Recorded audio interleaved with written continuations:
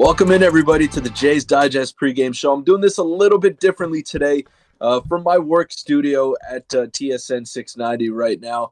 I'm Peter Vryonis alongside host Nick Gosse, and we're going to be previewing Alek Manoah against Zack Greinke today. Game 3 out of 4, Royals, Blue Jays. Cannot wait for this one. I'm expecting a big bounce back out of Alek Manoah. Yeah, what's up, Jays? Go. What's up, Dylan? And like you said, Peter is back for everyone in the pregame shows who have been waiting for him to come back. He wasn't supposed to be back today, but he decided to stay in the studio for it, and power is out everywhere in Quebec. So that's why Peter's doing it at the workplace. Everywhere, every house or most houses have no power. What's up, Lion? 700,000 homes in Quebec with no power. So if you are in Quebec watching this right now, stay safe out there. Don't go anywhere. Stay inside, and hopefully you could catch the Jays game. Peter works at TSN. He does for the radio show. What's up, Chuck? What's up, Matthew? A sheet. And again, Peter with the pro setup. Yeah, he looks like bear the audio quality. It obviously won't be as good. The camera quality is perfect, but of course the audio is not going to be as good as his home setup. But it's better than nothing. We're back. The crew is back. And today's game is an exciting one. We're 18 minutes away. Back at our normal time. Everything's starting to feel comfortable again. No more solos for now, at least. And what's up, Shane? And let's just get into the lineup previews because we do only have 18 minutes till first pitch, and I'm pumped to just sit back and watch the game and just be stress-free from knowing that they've lost 3 in a row. But what's up, Matthew? Hope the power comes back soon. Yeah, hopefully it comes back soon for them. I'm good with power in Newfoundland, which is funny to say because usually the weather here is way worse. But Peter, here is the Blue Jays lineup today, or I guess, tonight. George Springer, Bo Bichette, Guerrero, Varsho back in the cleanup hole, Matt Chapman, Alejandro Kirk, Brennan Belt, Whit Merrifield, and Kevin Biggio, with Kevin Kiermaier getting the day off, which I'm not necessarily happy about. Do you have any takes on this lineup today? I like the look of it for the most part, but I would have liked to get Kevin Kiermaier back out there. I like it as well. I mean, you got to give guys their opportunities early on in the season because that won't come around later on in the year. So you're giving Brandon Belt another chance. You're not going to write him off after, just 3 games at the plate or whatever. So you got to give him a shot. You got to give Kevin Biggio his chances as well. And the players that do the best will separate themselves as the season rolls along. So that'll come naturally. Obviously, you want to split playing time. There are platoon situations, but if someone's playing better, they're going to get the bulk of the playing time. And I think that's what John Schneider is waiting to see. He's waiting to see who's going to run away with those jobs that are not necessarily set in stone. Yeah, no, I agree. And someone's asking do we know why Kevin Kiermaier isn't in the lineup just a day off? Yeah, it's just a day off. Give Biggio some run and maybe get Brandon Belt going against a pretty soft-tossing Zack Greinke. No, actually, Mike, we're facing Zack Greinke, so a right-handed pitcher today. Varsho fitting into the cleanup spot nicely. Yeah, I like Chapman there yesterday. It did work, but Varsho also had a home run, so nothing wrong with that. Love seeing Biggio back at second. Love seeing Varsho in center. Yeah, Biggio, again, like I mentioned in one of my solos, he has 1,000+ OPS so far in the very short sample size, and he doesn't hit velocity necessarily well, but Zack Greinke doesn't throw velocity, so I think we're looking good there. Now, looking at the Kansas City Royals lineup, Bobby Witt Jr., Melendez, Pasquantino, Salvi, Perez, Massey, Prado making his major league debut after getting called up from AAA today. Reyes, Lopez, Jackie Bradley Jr. back out there once again, starting every single game this series with Zack Greinke taking the bump. And nothing too crazy out of the Royals lineup. And we should, I guess I forgot to mention, Manoah's taking the hill, but Manoah should be able to slice through this lineup. Yeah, Nick Prado actually played last year against Toronto when the Royals had like 10 players. It's a season debut, I meant. Season debut, yeah.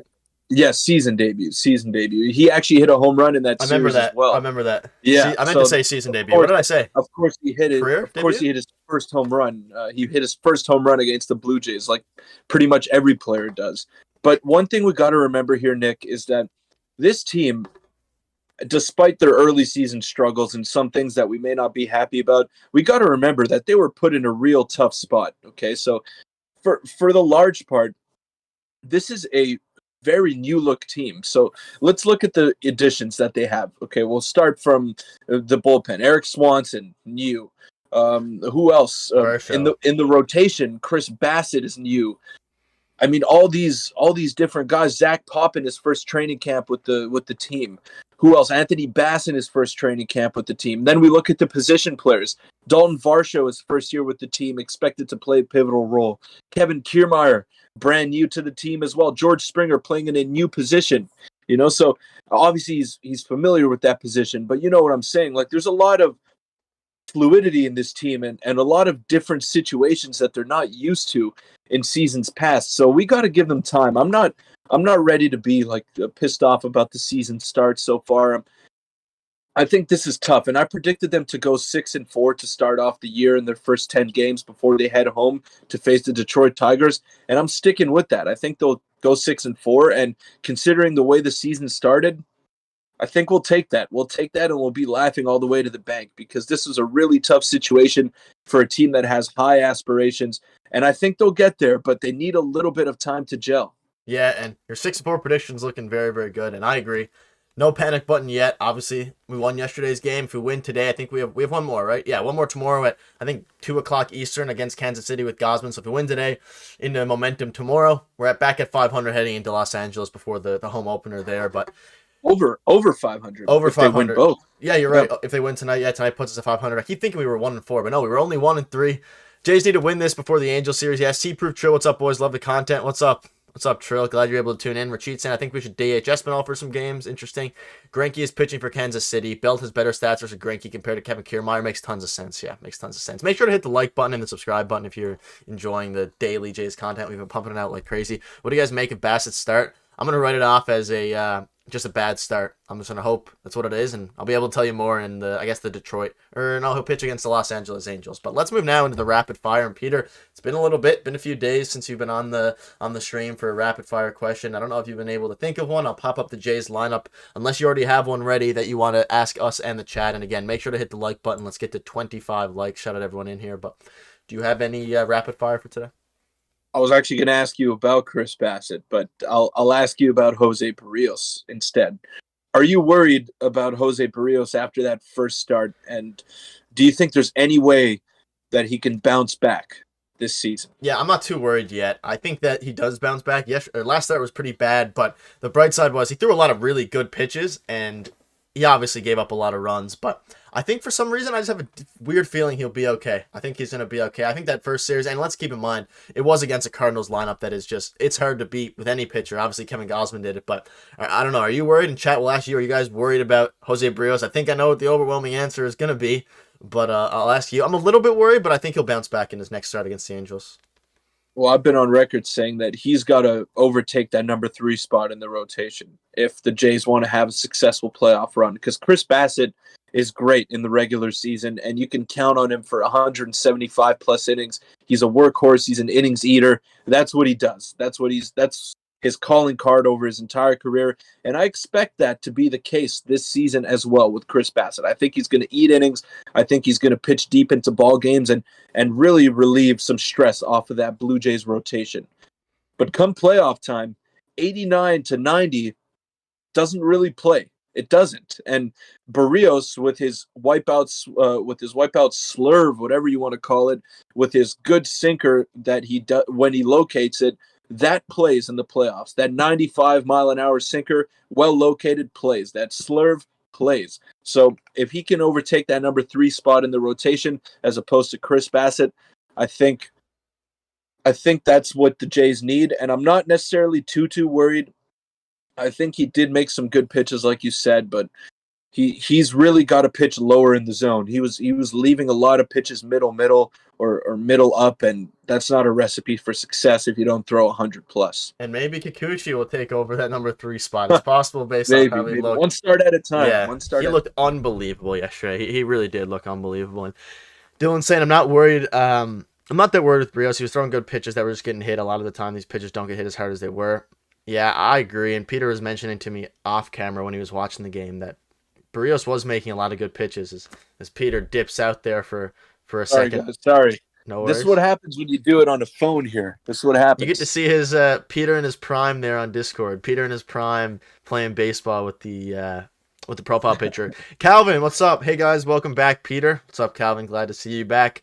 I'm worried based on last year, same season like last year, winning record high ERA. I gave him 1 or 2 more starts, but I have trust in him. I agree.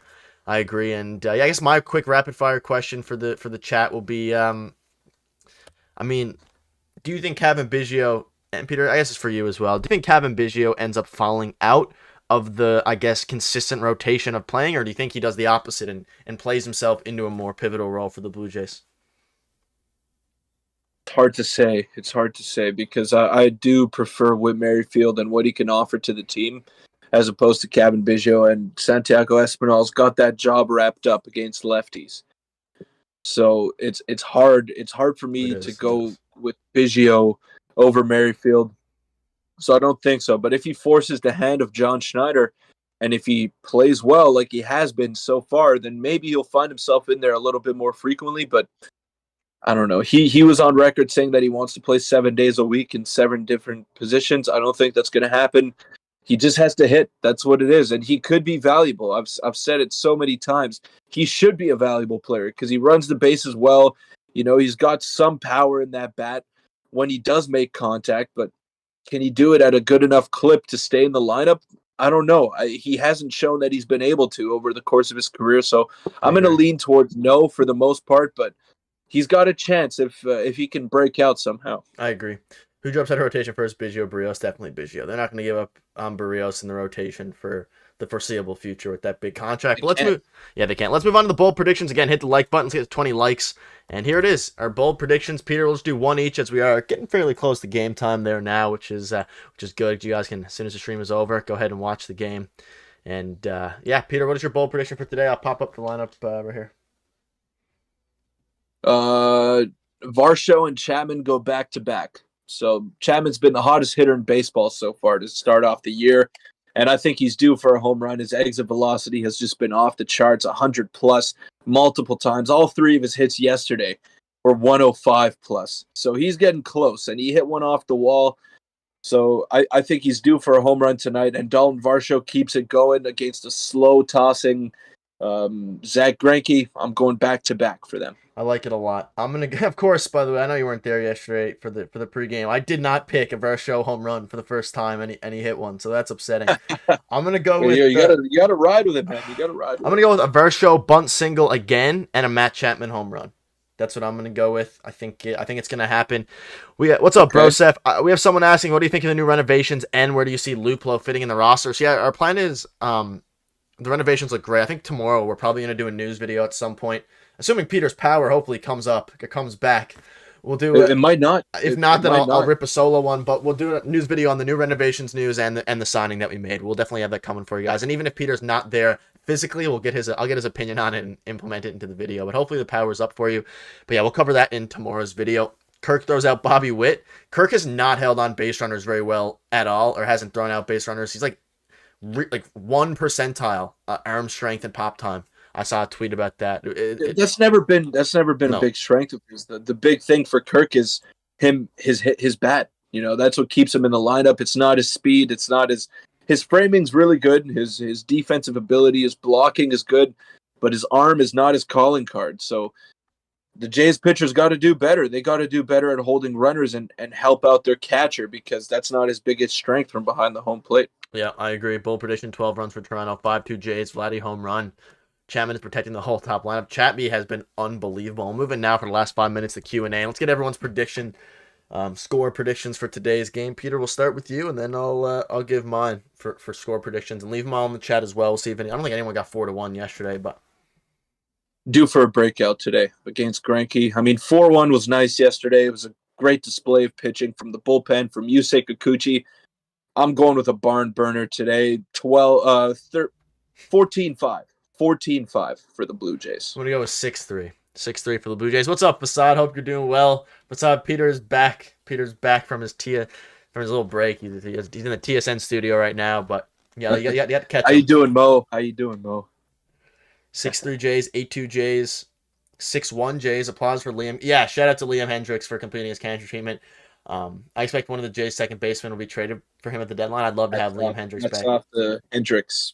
Nick, you did. The cap. You guessed 4-1, Nick? Right, okay, I forgot. I had basketball right after the game. Shout out you. Shout out Nick Akari for guessing that.